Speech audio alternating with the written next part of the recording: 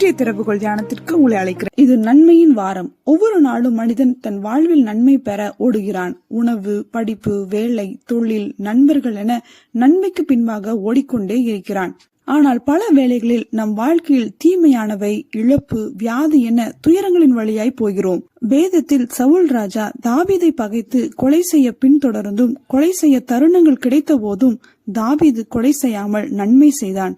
தீமையை நன்மையினால் வென்றான். நம்முடைய வாழ்க்கை பயணம் எப்படி இருக்கிறது?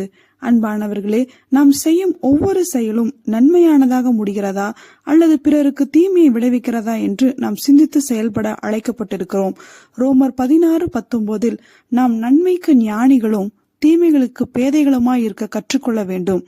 தேவனுடைய கரத்தில் நம்மை ஒப்புக் கொடுப்போம். அடைப்பட்ட அனைத்து நன்மைகளையும் தேவன் வாய்க்கச் செய்வார். God bless you.